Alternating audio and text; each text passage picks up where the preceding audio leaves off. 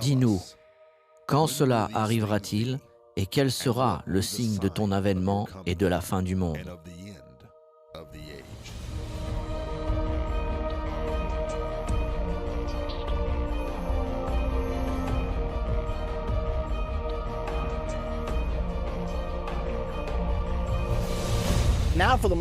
Aujourd'hui, nous allons parler de la leçon la plus importante de notre série Comprendre la fin des temps.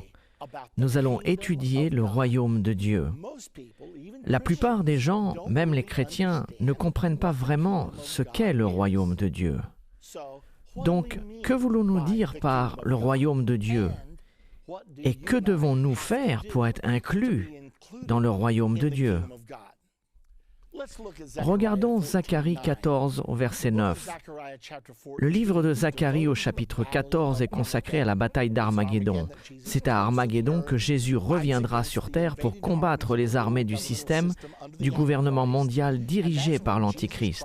Et c'est aussi où Jésus-Christ établira son royaume. Zacharie 14, 9 nous le dit de cette façon. « L'Éternel sera roi de toute la terre. En ce jour-là, l'Éternel sera le seul Éternel et son nom sera le seul nom. » Une autre description du royaume de Dieu se trouve dans Daniel 2 au verset 44 et il nous est dit « Dans le temps de ces rois », parlant des 10 rois symbolisés par les 10 orteils de l'image de Nebuchadnezzar. Dans le temps de ces rois, le Dieu des cieux suscitera un royaume qui ne sera jamais détruit et qui ne passera point sous la domination d'un autre peuple. Il brisera et détruira tous ces royaumes et lui-même subsistera éternellement. Voici juste quelques écritures qui parlent du royaume de Dieu. Un exemple dans le Nouveau Testament est Apocalypse 11 au verset 15. Il nous parle du retentissement de la 7e trompette. Le 7e ange sonna de la trompette et il y eut dans le ciel des fortes voix qui disaient « Le royaume du monde est remis à notre Seigneur et à son Christ, et il régnera au siècle des siècles. » Donc lorsque Jésus reviendra sur cette terre et établira son royaume, c'est à cela que nous faisons référence quand nous parlons du royaume de Dieu. Maintenant, examinons ce que nous appelons l'évangile du royaume. Tous ceux qui ont été envoyés par Dieu ont été envoyés pour prêcher l'évangile du royaume. Examinons donc quelques exemples de ceux qui ont prêché l'évangile du royaume afin de mieux comprendre. Nous savons ce qu'est le royaume de Dieu, mais comment prêcher l'évangile du royaume? Matthieu 3, 1 à 2 nous parle de Jean-Baptiste.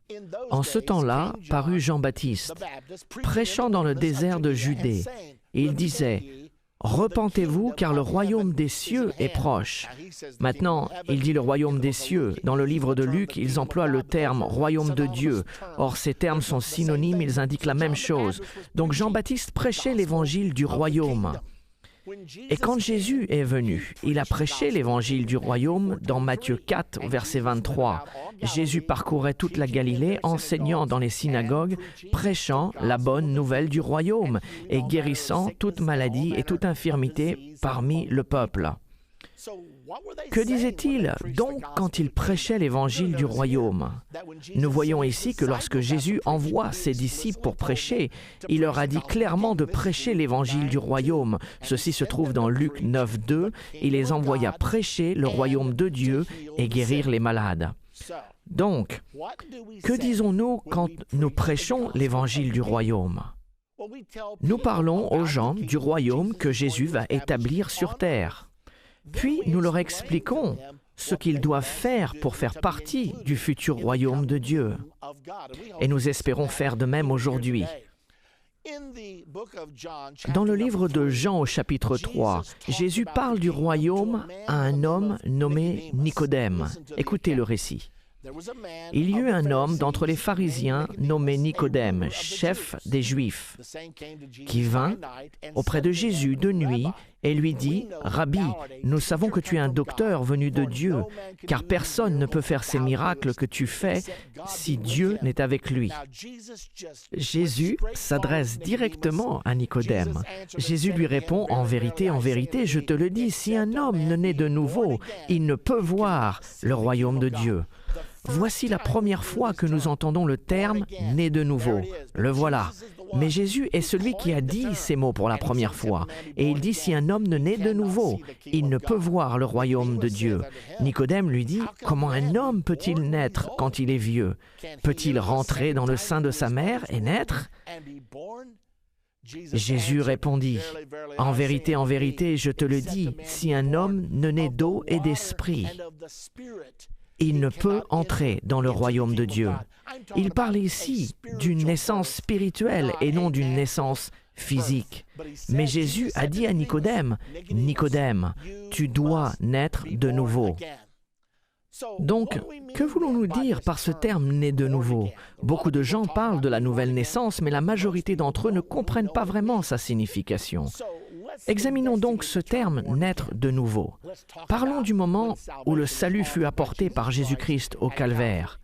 Nous savons que 3 choses se sont produites au calvaire. Jésus est mort, il a été enseveli et il est ressuscité. Maintenant, pensez à cela un instant avec moi. Il est mort, il a été enseveli et il est ressuscité. Né de nouveau? C'est la raison pour laquelle il l'a appelé naître de nouveau, car il a payé avec sa mort, son ensevelissement et sa résurrection. Ce sont les 3 étapes du calvaire. Ceci semble si évident. Néanmoins, Jésus a dit à Nicodème, « Tu dois naître de nouveau. » Nous devons comprendre comment nous pouvons naître de nouveau. Parlons d'un terme qui est très employé de nos jours, appelé « accepter Christ » ou « accepter Christ comme son sauveur personnel ». Comment fait-on ceci? Est-ce que l'on dit simplement « j'accepte Christ » ou que se passe-t-il réellement? Cela veut dire que nous acceptons l'œuvre du calvaire. Puisque Jésus est mort, a été enseveli et ressuscité pour nous, nous pouvons accepter son œuvre dans notre vie afin de ne pas devoir mourir, être ensevelis et ressuscités. Nous devons mourir spirituellement, être ensevelis spirituellement et ressuscités spirituellement. Nous acceptons Christ en obéissant à l'Évangile. Dans 2 Thessaloniciens 1, 7 et 8, l'apôtre Paul a écrit « De donner à vous qui êtes affligés du repos avec nous ». Lorsque le Seigneur Jésus-Christ apparaîtra du ciel avec les anges de sa puissance, au milieu d'une flamme de feu, pour punir ceux qui ne connaissent pas Dieu et ceux qui n'obéissent pas à l'Évangile de notre Seigneur Jésus. Ici, l'apôtre Paul dit que nous devons obéir à l'Évangile. Nous ne pouvons pas vraiment obéir à l'Évangile si nous ne savons pas ce qu'est l'Évangile. Pendant longtemps dans ma vie, si quelqu'un m'avait demandé « Qu'est-ce que l'Évangile ?» je ne suis pas sûr ce que je lui aurais dit, car je n'avais pas en tête une définition bien précise au sujet de la signification de l'Évangile. Toutefois, nous sommes sur le point d'apprendre qu'est-ce que l'Évangile, car l'apôtre Paul, qui a écrit le livre de Thessaloniciens, a également écrit à l'Église de Corinthe. Et dans 1 Corinthiens 15, 1 à 4, il prend du temps pour expliquer l'Évangile, en commençant avec le verset 1. « Je vous rappelle, frères, l'Évangile que je vous ai annoncé et que vous avez reçu, dans lequel vous avez persévéré et par lequel vous êtes sauvés, si vous le retenez dans les termes où je vous l'ai annoncé. Autrement, vous auriez cru en vain. Je vous ai enseigné avant tout, comme je l'avais aussi reçu, que Christ est mort pour nos péchés selon les Écritures. Il a été enseveli et il est ressuscité le 3e jour selon les Écritures. » Donc Paul nous dit, « Je vous annonce l'Évangile, que Christ est mort, enseveli et ressuscité. » L'Évangile est tout simplement la mort, l'ensevelissement et la résurrection de Jésus-Christ. Et afin d'accepter la mort, l'ensevelissement et la résurrection, c'est-à-dire d'obéir à l'Évangile, d'obéir à la mort, à l'ensevelissement et à la résurrection, nous devons naître de nouveau. Et c'est évident et c'est vraiment très simple. Maintenant, pour la question « Comment fait-on cela ?» Comment acceptons-nous la mort de Christ? Nous ne devons pas mourir au sens propre, Jésus l'a fait à notre place. Mais nous acceptons cela par la mort à nous-mêmes. Cela s'appelle la repentance. Quand nous nous repentons, il ne s'agit pas de dire « Seigneur, je suis désolé de mes péchés », bien que cela en fasse partie. La vraie repentance est une décision de se détourner d'une vie égoïste vers une vie centrée sur la volonté de Dieu. Nous prenons une décision qu'à partir de ce jour, je ne ferai plus ce qu'il me plaît, mais je ferai ce qu'il veut que je fasse.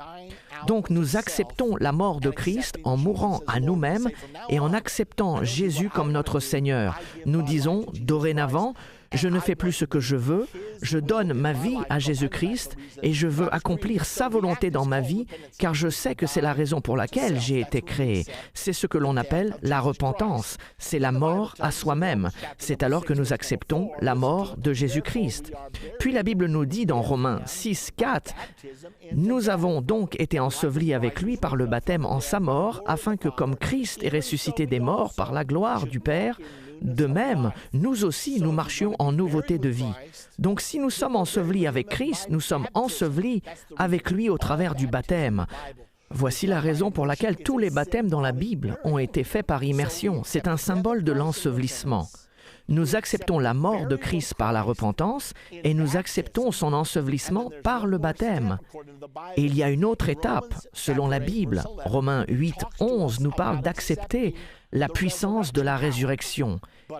Et si l'esprit de celui qui a ressuscité Jésus d'entre les morts habite en vous, celui qui a ressuscité Christ d'entre les morts rendra aussi la vie à vos corps mortels par son esprit qui habite en vous.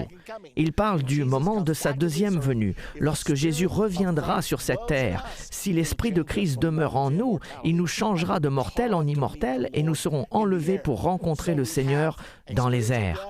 Donc, nous avons une mort spirituelle qui est la repentance, un ensevelissement spirituel qui est le baptême et la puissance de la résurrection spirituelle reçue dans notre vie qui est le Saint-Esprit.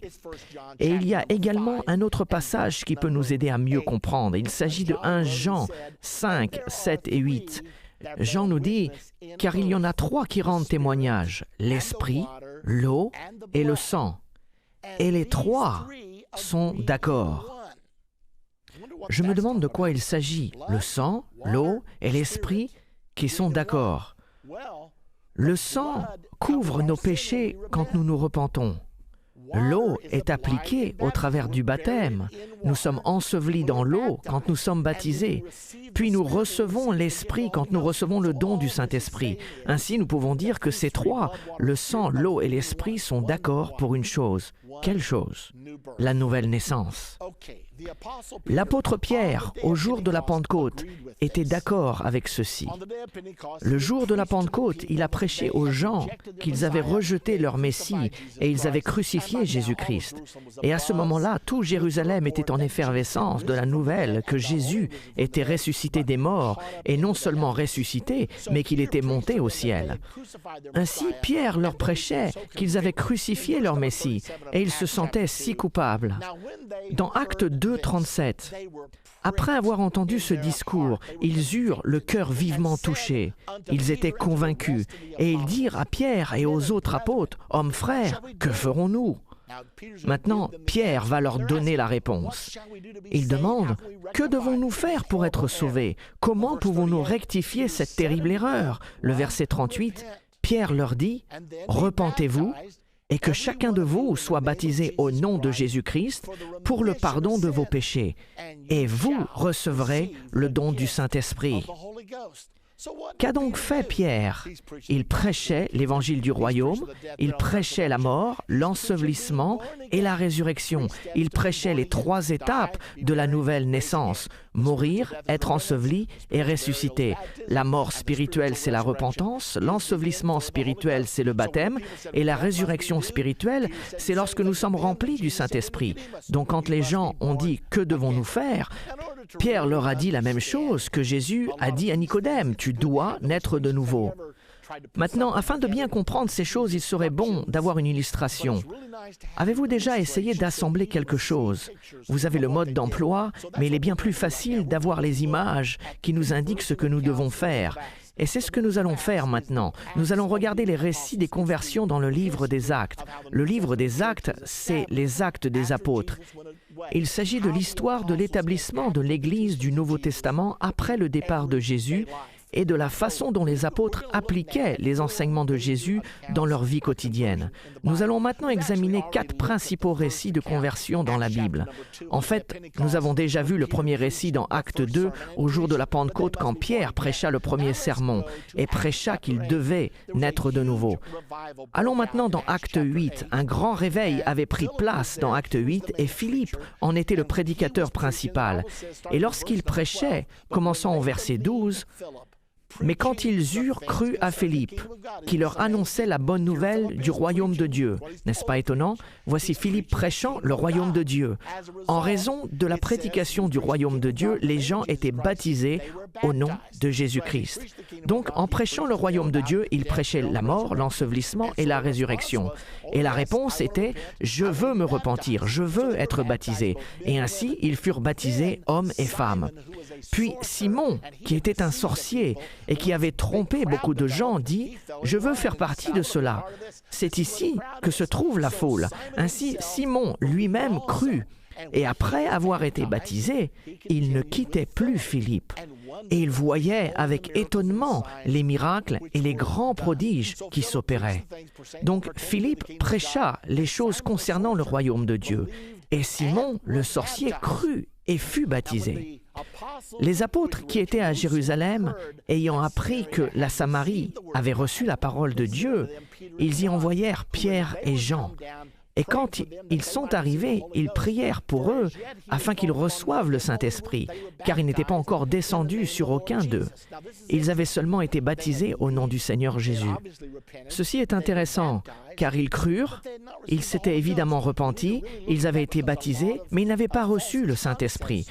Nous devons bien regarder ceci, car beaucoup de faux concepts nous entourent avec ce sujet. Certains disent « Oh, vous recevrez le Saint-Esprit quand vous croyez en Jésus-Christ ». Or, ces gens avaient cru, mais n'avaient pas encore reçu le Saint-Esprit. Puis, il y en a d'autres qui disent « Quand vous êtes baptisés, c'est alors que vous recevez le Saint-Esprit. Vous l'acceptez simplement par la foi. » Or, ces gens avaient cru et étaient baptisés. Et il est dit clairement ici, car le Saint-Esprit n'était pas encore descendu sur aucun d'eux. Cependant, quand Pierre et Jean arrivèrent à Jérusalem, ils leur imposèrent les mains et ils reçurent le Saint-Esprit. Il est donc très intéressant de voir ce qui se passe ici. Ils n'ont pas le Saint-Esprit, alors ils imposent leurs mains sur eux. Et il est dit, et ils reçurent le Saint-Esprit. De plus, le récit continue et déclare, « Lorsque Simon vit que le Saint-Esprit était donné par l'imposition des mains des apôtres. » Simon s'est aperçu de quelque chose. Quelque chose se passait quand ils imposaient leurs mains sur eux. Alors il leur offrit de l'argent en disant « Accordez-moi aussi ce pouvoir, afin que celui à qui j'imposerai les mains reçoive le Saint-Esprit. » Qu'a vu Simon pour l'inciter à vouloir donner de l'argent? Ce qui s'est passé, c'est que les apôtres imposèrent leurs mains sur eux et ils reçurent le Saint-Esprit juste comme au jour de la Pentecôte. Le jour de la Pentecôte, quand ils ont reçu le Saint-Esprit, ils commencèrent à parler en d'autres langues selon que l'Esprit leur donnait de s'exprimer.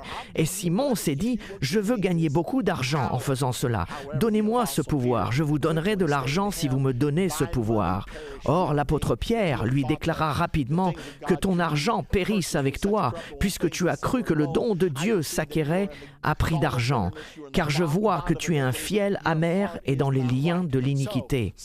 Donc Simon avait cru et avait été baptisé, mais ce n'était apparemment pas repenti, puisque Pierre lui dit « Ton cœur n'est pas droit devant Dieu ». Regardons un autre récit. Nous le trouvons dans Actes au chapitre 10. Il s'agit de la première conversion des païens.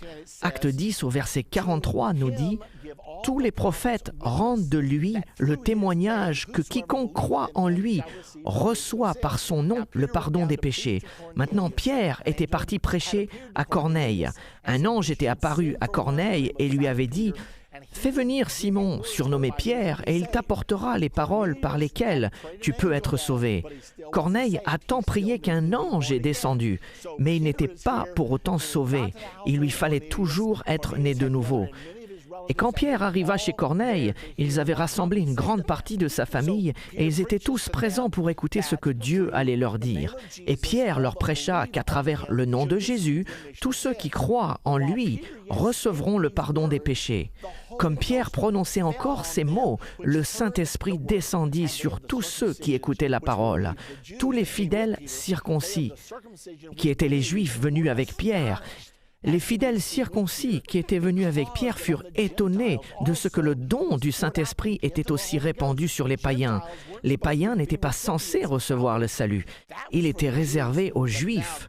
Mais nous voyons que Dieu fait quelque chose de nouveau. Et ce peuple juif dit, « Attendez un instant, ces païens sont en train de recevoir le Saint-Esprit. » Comment le savait-il? Car il les entendait parler en langue et glorifier Dieu. Ainsi, nous voyons tous ces éléments dans chacune des conversions. Dans Acte 2, « Repentez-vous et que chacun de vous soit baptisé au nom de Jésus-Christ pour le pardon de vos péchés, et vous recevrez le don du Saint-Esprit. » Dans Acte 8, ils ont cru et ils ont été baptisés, puis ils ont reçu le don du Saint-Esprit. Et ici, nous sommes dans Acte 10, et pendant que Pierre prêchait, le Saint-Esprit est descendu sur eux. Et je n'oublierai jamais, lorsque j'avais environ 5 ans, mon père avait témoigné à un ministre qui participait à un séminaire et qui ne croyait pas que l'on pouvait recevoir le Saint-Esprit avec l'évidence du parler en langue. Et il est venu à notre église un dimanche soir et mon père prêchait sur Jean 3. « En vérité, je te le dis, tu dois naître de nouveau. » Alors qu'il prêchait ceci, à cet homme qui, en principe, ne croyait pas, nous pouvons voir dans ce passage que pendant que Pierre parlait, le Saint-Esprit descendit sur eux. Eh bien, c'est ce qui s'est produit. Cet homme était assis derrière moi, j'étais un enfant de 5 ans au premier rang, et alors que mon père prêchait, le Saint-Esprit est descendu sur cet homme. Il bondit sur ses pieds et commença à parler en langue selon que l'Esprit de Dieu lui donnait de s'exprimer. Ceci est écrit dans le livre des Actes. Je l'ai vécu personnellement et je n'oublierai jamais ce jour tant que je vivrai. Il est dit qu'ils ont reçu le Saint-Esprit car ils entendaient parler en langue. Alors, que faisons-nous? Pierre a répondu, « Peut-on refuser l'eau du baptême à ceux qui ont reçu le Saint-Esprit aussi bien que nous ?» Puis il leur ordonna de se faire baptiser au nom du Seigneur. Il ne leur a pas dit, « Vous avez déjà reçu le Saint-Esprit, donc il n'est pas nécessaire de vous faire baptiser. Ce n'est pas important. » Mais il leur a dit, « Il y en a 3 qui rendent témoignage sur terre, le sang, l'eau et l'Esprit, et ces 3 sont d'accord. » Ils sont d'accord sur la nouvelle naissance, vous devez naître d'eau et d'esprit. Ainsi, l'apôtre Pierre leur ordonna de se faire baptiser au nom du Seigneur Jésus-Christ. Le dernier récit que nous allons regarder se trouve dans Acte 19. Pendant qu'Apollos était à Corinthe, Paul, après avoir parcouru les hautes provinces de l'Asie, arriva à Éphèse. Ayant rencontré quelques disciples, il leur dit, « Avez-vous reçu le Saint-Esprit quand vous avez cru ?» Ils lui répondirent, « Nous n'avons même pas entendu qu'il y ait un Saint-Esprit. » L'apôtre Paul dit, « Avez-vous reçu le Saint-Esprit depuis que vous avez cru ?» Ils étaient croyants, mais ils n'avaient pas reçu le Saint-Esprit.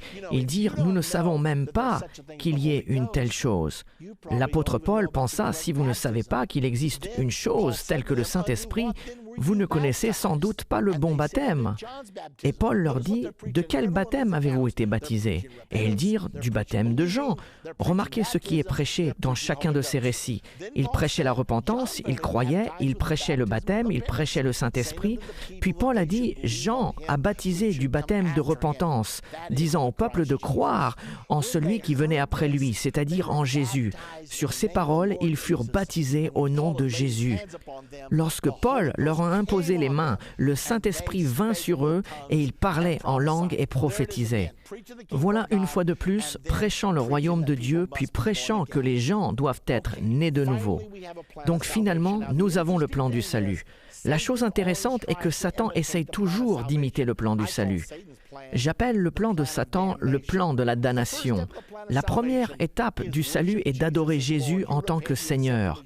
Vous vous repentez et vous l'acceptez comme Seigneur. La première étape du plan de la damnation, selon Apocalypse 13, 15, et que vous devez adorer la bête, l'Antichrist.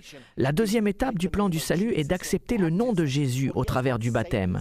Eh bien, devinez la seconde étape de Satan, c'est d'accepter le nom de l'Antichrist. Apocalypse 13, 17 nous dit « Vous recevrez la marque de son nom ». La troisième étape du salut est d'être rempli du Saint-Esprit. Je me demande que sera la troisième étape du plan de la damnation. Probablement d'être rempli de l'esprit de Satan, d'être possédé par le démon. La chose la plus importante que je puisse vous dire, c'est de vous assurer d'être né de nouveau et de ne jamais avoir affaire à la marque de la bête et de ne prêter aucun serment au système du gouvernement mondial et à aucune personne. Assurez-vous que votre serment soit à Jésus-Christ et à lui seul. Maintenant, lorsqu'une personne est née de nouveau, elle devient une participante du royaume de Dieu. Dans notre prochaine partie de comprendre la fin des temps, nous verrons ce que signifie être dans le royaume de Dieu en ce moment et comment sera le règne des 1000 ans de Jésus-Christ sur la terre. Ce sera une leçon merveilleuse, le millénaire, le lion qui se couche avec l'agneau, et il y aura la paix sur terre et la bienveillance envers les hommes. Pas une seule guerre pendant 1000 ans. Je veux être là et j'en suis sûr qu'il en est de même pour vous.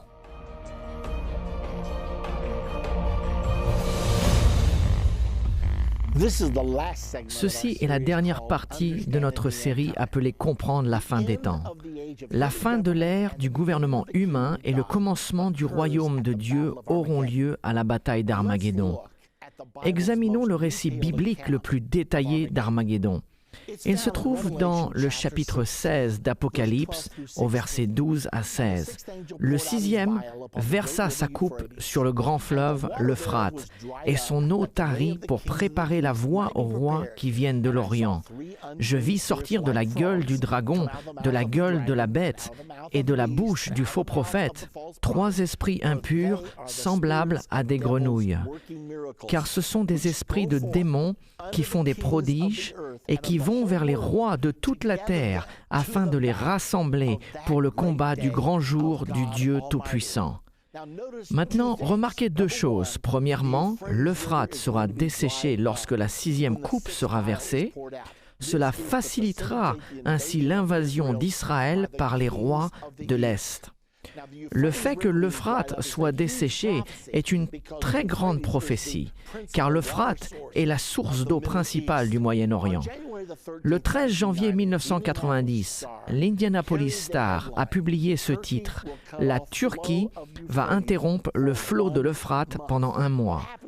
Ce qui s'est passé, c'est que la Turquie avait construit le grand barrage d'Atatürk et il leur fallait remplir leurs réservoirs. Quand le barrage a été achevé, le flot de l'Euphrate a été interrompu pendant 30 jours. Qu'est-ce que cela veut dire? Cela veut dire que cette prophétie âgée de 2000 ans ne peut être réalisée qu'à partir de 1990. À l'heure où je vous parle, la Turquie a le moyen de lever ce barrage et d'arrêter le flot de l'Euphrate. La Bible prédit que l'Euphrate sera desséché pour permettre aux rois de l'Est d'envahir Israël. Ce passage indique également qu'il y aura 3 esprits semblables à des grenouilles sortant de la bouche du dragon, de la bête et du faux prophète. Et ce sont des esprits de démons rassemblant les rois de la terre pour attaquer Israël à la bataille d'Armageddon. La prophétie continue au verset 15. Je l'appelle l'avertissement de la dernière minute. Voici, je viens comme un voleur. Heureux celui qui veille et qui garde ses vêtements, afin qu'il ne marche pas nu et qu'on ne voit pas sa honte. Donc, Dieu est en train de nous dire, je vais revenir, tenez-vous prêts. Ne vous souillez pas, ne vous endormez pas dans ce moment critique. Puis le verset 16 nous dit « Ils les rassemblèrent dans le lieu appelé en hébreu Armageddon ». Ce passage est le seul dans la Bible où le mot Armageddon est employé.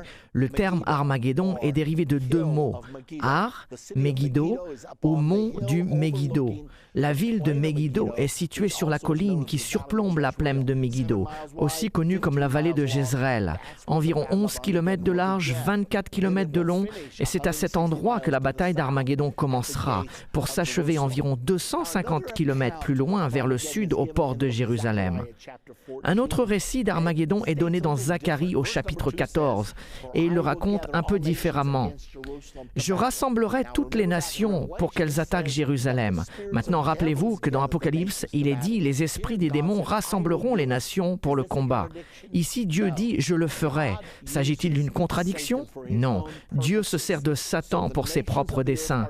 Donc les nations du monde seront persuadées d'exécuter cet acte malveillant qui consiste à combattre Israël. Et Jérusalem sera prise, les maisons seront pillées, les femmes violées, la moitié de la ville ira en captivité durant la bataille d'Armageddon. Et le reste du peuple ne sera pas exterminé de la ville. Est-ce que vous pouvez imaginer cela? Les Juifs sont sur le point de la défaite. La bataille commence dans le nord d'Israël et ils se replient dans la vallée du Jourdain devant la force supérieure de la communauté internationale. Ce seront peut-être les armées de l'OTAN, ce seront peut-être les armées de la communauté mondiale. La façon exacte dont ces forces sera structurée, je ne peux pas vous la dire. Mais Israël se trouve maintenant au port de Jérusalem pour son dernier combat. Pouvez-vous imaginer cela? Ces jeunes soldats juifs complètement épuisés, qui ont combattu depuis des jours et qui regardent leur boîte de munitions vide et réalisent que la fin de leur nation, Israël, est arrivée. Et peut-être que le président d'Iran, Ahmadinejad, avait raison. Israël sera effacé de la carte et Israël sera poussé dans la mer. Mais ces jeunes soldats juifs se souviendront de ce que leurs mères leur ont appris. Quand Israël aura le plus besoin de lui, le Messie viendra. Certains vont peut-être s'arrêter un instant et regarder vers le mont des Oliviers, car c'est de là qu'il viendra, et ils diront « Messie, si jamais tu dois venir, maintenant serait le moment parfait. » Et la Bible nous indique ce qui va se passer ensuite dans Zacharie 14, 3 et 4. « L'Éternel paraîtra et il combattra ces nations comme il combat au jour de la bataille. » Ses pieds se poseront en ce jour sur la montagne des Oliviers, qui est vis-à-vis de Jérusalem, du côté de l'Orient. La montagne des Oliviers se fendra par le milieu, à l'Orient et à l'Occident, et il se formera une très grande vallée. Une moitié de la montagne reculera vers le septentrion et une moitié vers le midi. La Bible dit également qu'un grand tremblement de terre va tuer 7000 personnes à Jérusalem en ce moment. Le peuple juif s'attend à ce que leur Messie arrive sur le mont des Oliviers. Je peux imaginer les soldats juifs et les autres juifs se ruer à la rencontre de leur Messie. Et nous trouvons ce récit dans Zacharie 13 au verset 6. Ils se précipiteront pour rencontrer leur Messie. Les armes deviendront silencieuses. L'armée internationale sera stupéfaite par la scène qui se déroulera sous ses yeux. La venue de Jésus-Christ du ciel avec ses armées. Les Juifs se ruant à la rencontre de leur Messie. Ils se prosternent devant lui pour l'adorer. Et j'aperçois un jeune soldat juif. Il regarde les pieds du Messie et il voit les cicatrices sur ses pieds. Et Jésus lui tend les mains et il remarque une cicatrice dans sa main. Et le soldat lui dit, « Messie, comment as-tu reçu ces blessures ?» Et Jésus dit dans Zacharie 13, 6, « D'où viennent ces blessures que tu as aux mains ?» Il répondra, « C'est dans la maison de ceux qui m'aimaient que je les ai reçues. » Et tout à coup, 2000 ans d'aveuglement spirituel s'enlèveront de l'esprit juif et ils s'écrieront, « Tu es donc Jésus? Oh, Messie, nous avons été si aveugles, nous avons été si arrogants, si fiers. Pourrais-tu nous pardonner? » Est-ce que vous savez ce qui se passe quand quelqu'un demande à Jésus de lui pardonner? Pour ma part, je le sais, il les pardonne. Maintenant, continuons, et cette même scène se trouve dans le chapitre précédent, Zacharie 12, verset 10. Écoutez ce qui est dit. « Alors je répandrai sur la maison de David et sur les habitants de Jérusalem un esprit de grâce et de supplication, et ils tourneront les regards vers moi, celui qu'ils ont percé, qu'ils ont crucifié, et ils pleureront amèrement sur lui comme on pleure sur un premier-né. » Donc les Juifs pleureront à cause de leur rejet de leur Messie. Et c'est alors que le millénaire commencera, les 1000 ans de paix. Daniel en a parlé dans Daniel 7 au verset 9. « Je regardais, pendant que l'on plaçait des trônes, et l'Ancien des jours s'assit. Les trônes des gouvernements humains seront mis de côté. Tous les gouvernements seront suspendus et Jésus sera couronné roi des rois et seigneur des seigneurs. Daniel 7, 27 nous en dit un peu plus. Le règne, la domination et la grandeur de tous les royaumes qui sont sous les cieux seront donnés au peuple des saints du Très-Haut. Son règne est un règne éternel et tous les dominateurs le serviront et lui obéiront. Ainsi, le royaume sera donné aux saints, ceux qui sont nés de nouveau et qui ont été enlevés pour rencontrer le Seigneur dans les airs. Ils vont gouverner et régner comme rois et sacrificateurs avec Jésus-Christ. Et dans Apocalypse 5, 9 et 10, il nous est dit que ces gens, les rachetés, se réjouissent en disant « Tu as racheté pour Dieu, par ton sang, des hommes de toute tribu, de toute langue, de tout peuple et de toute nation. Tu as fait d'eux un royaume et des sacrificateurs pour notre Dieu, et ils régneront sur la terre. » La Bible dit que les humbles posséderont le pays. Savez-vous que nous sommes en formation en ce moment pour régner? C'est ce que signifie être un chrétien. Nous sommes enseignés à aimer ceux qui nous haïssent et faire du bien à ceux qui nous maltraitent. C'est la loi, ce sont les principes qui dirigeront le monde durant les 1000 ans de paix. C'est pour cela qu'il y aura la paix sur terre, de la bienveillance envers les hommes. Zacharie 14, 9 nous dit « L'Éternel sera roi de toute la terre. » En ce jour-là, l'Éternel sera le seul Éternel, et son nom sera le seul nom. Dieu ne sera pas appelé de différents noms. Ce ne sera pas Brahma ou Allah ou Jéhovah. Non, il y aura un seul Seigneur, un seul nom. L'Éternel, Jésus-Christ, Roi des rois et Seigneur des seigneurs. Et je suis sûr que vous vous demandez, qu'est-ce qui va se passer avec Israël? Romains 11, 25-26 nous le dit. L'apôtre Paul a dit « Car je ne veux pas, frères, que vous ignorez ce mystère, afin que vous ne vous regardiez point comme sages. Une partie d'Israël est tombée dans l'endurcissement, jusqu'à ce que la totalité des païens soit entrée. Et ainsi, tout Israël sera sauvé.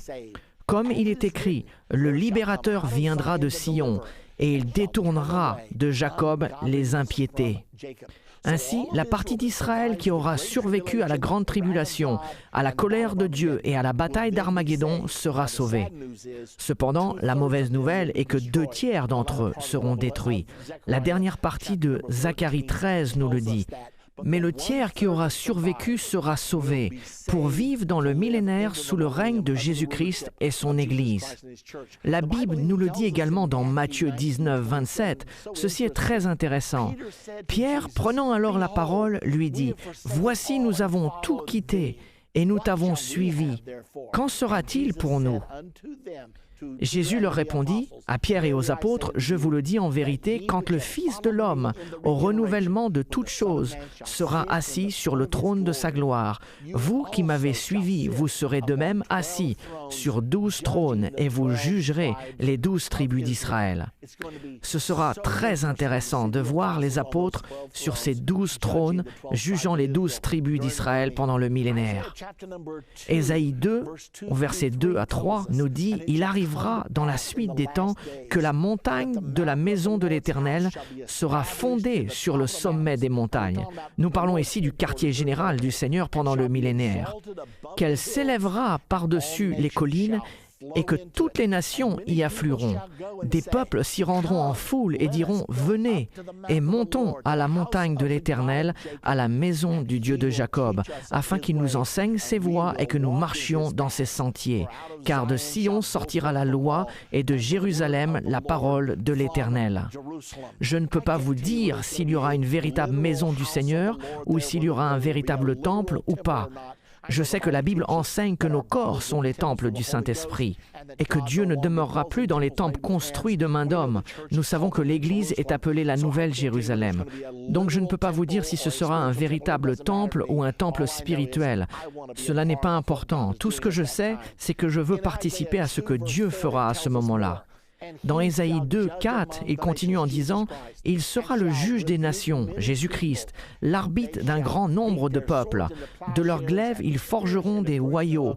et de leurs lances des serpes. Une nation ne tirera plus l'épée contre une autre, et l'on n'apprendra plus la guerre. Pensez à cela, ils vont prendre tous les outils de guerre pour les utiliser de façon productive. Et de plus, ils n'apprendront plus à faire la guerre. Il n'y aura même plus de militaires. Ce sera la paix sur terre. Imaginez-vous un monde sans guerre. Ce sera absolument merveilleux. Et ce sera seulement parce que le prince de la paix sera avec nous. Nous continuons. Et il nous est donné plus d'informations sur le millénaire et la façon dont cela se passera. Dans Ésaïe 11:6, le loup habitera avec l'agneau et la panthère se couchera avec le chevreau. Le veau et le lionceau et le bétail qu'on engraisse seront ensemble et un petit enfant les conduira.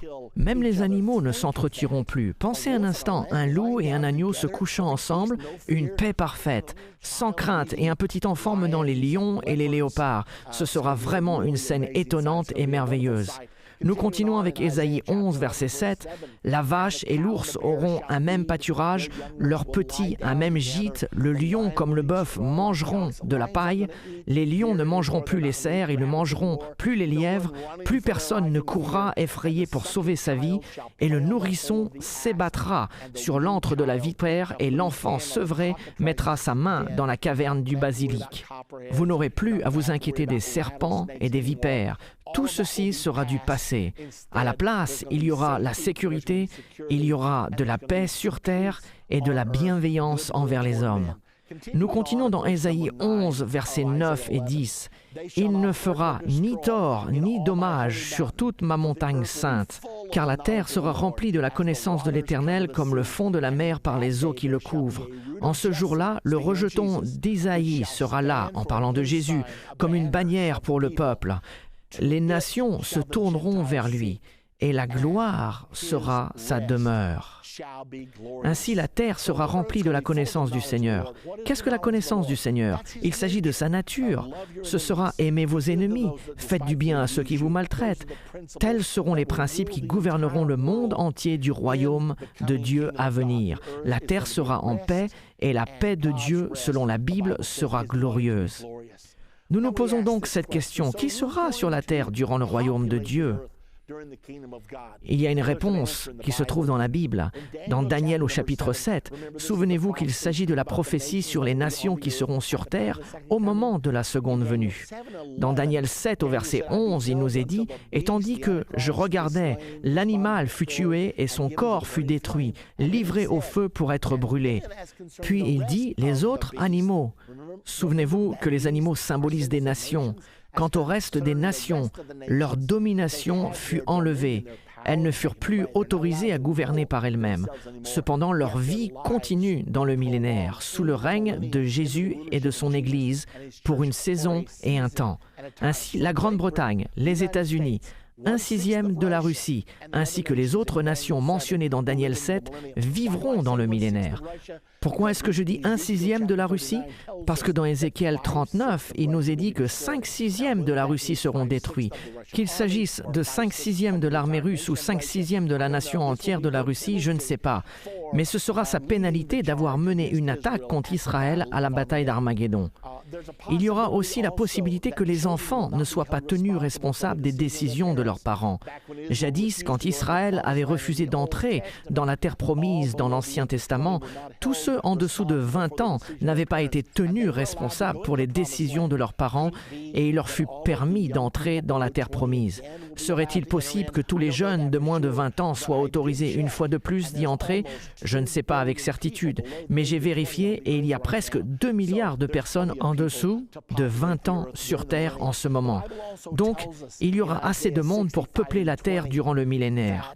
La Bible nous dit dans Ésaïe 65, 20 que la longévité de la vie sera rallongée comme au commencement des temps. Et il est dit dans Ésaïe 65, 20, « Car celui qui mourra à 100 ans sera jeune. » Pouvez-vous imaginer aller à des obsèques? Car il y aura des obsèques pendant le millénaire, il y aura toujours des mortels sur Terre. Pouvez-vous donc imaginer allant aux obsèques et dire « Quel âge avait-il? Oh, il avait 100 ans. Oh, c'était juste un enfant. Il était si jeune. » Car les gens vivront de nouveau une longue vie. Souvenez-vous que Méthusela a vécu 969 ans. et Adam environ 900 ans, et ce sera ainsi durant le millénaire du règne de Jésus-Christ. Il y a une autre chose à laquelle j'aime penser. La Bible nous enseigne que Satan sera lié durant la totalité des 1000 ans. Pouvez-vous imaginer un monde sans le diable? Ce sera des moments merveilleux. La majorité des gens aujourd'hui servent Satan car il est le Dieu de cette ère. Mais quand il sera lié, la majorité des gens serviront Dieu à la place. Ce sera donc un temps merveilleux durant le millénaire. Mais que se passera-t-il après les 1000 ans de paix?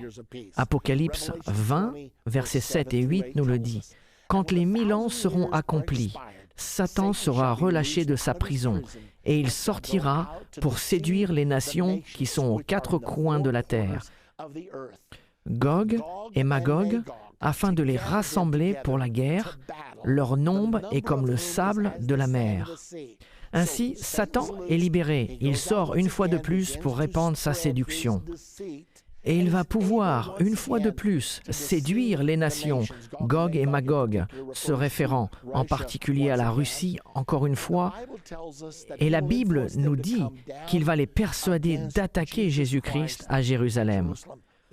Pourquoi Dieu relâche-t-il donc Satan? Tant de gens m'ont posé cette question. Pourquoi Dieu ferait-il une telle chose?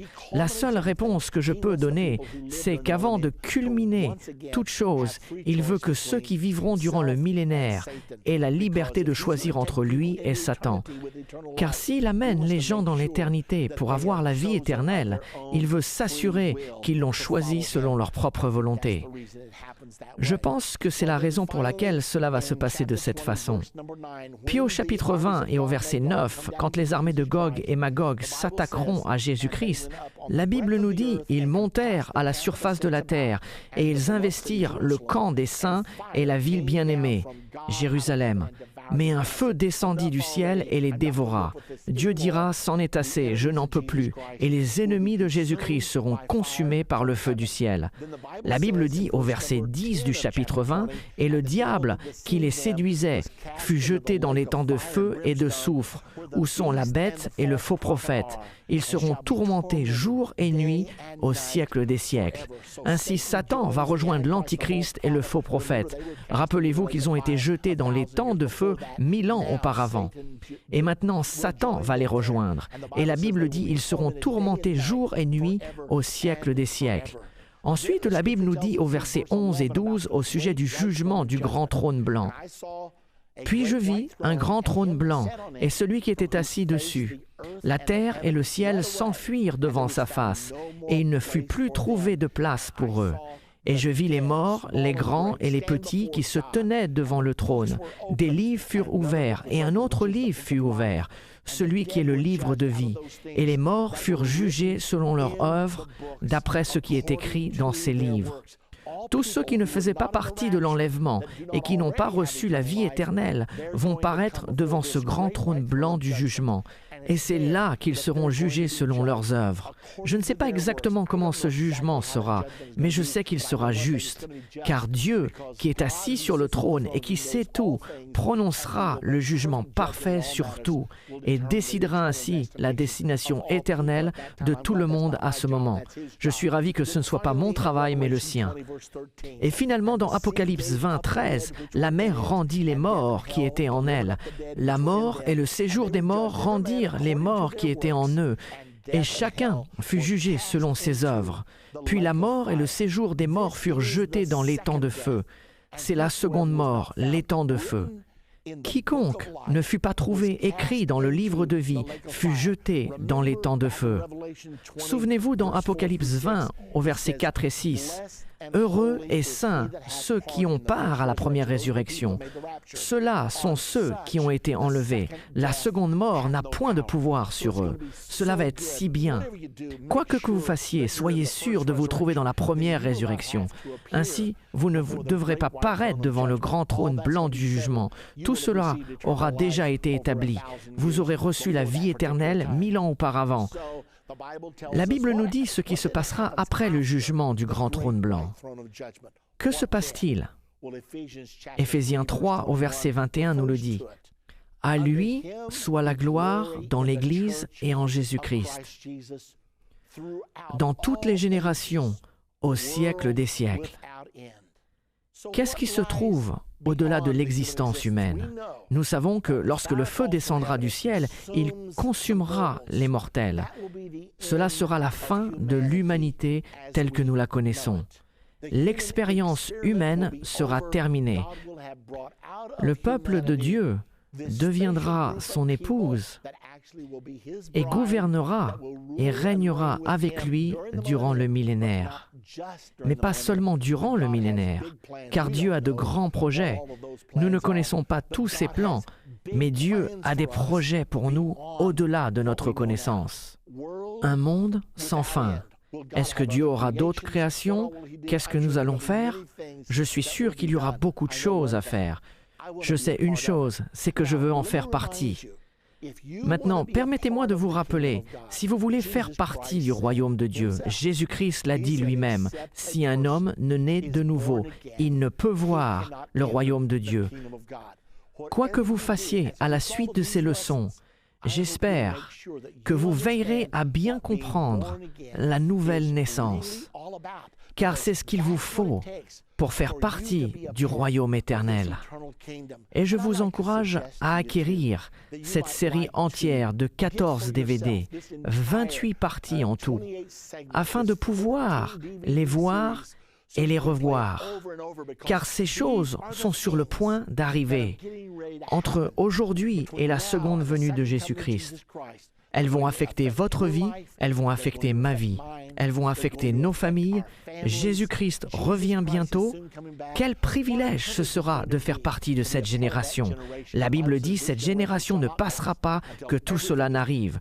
Ce sera une chose merveilleuse pour tous ceux qui attendent le retour de Jésus-Christ sur cette terre en tant que roi des rois et seigneur des seigneurs.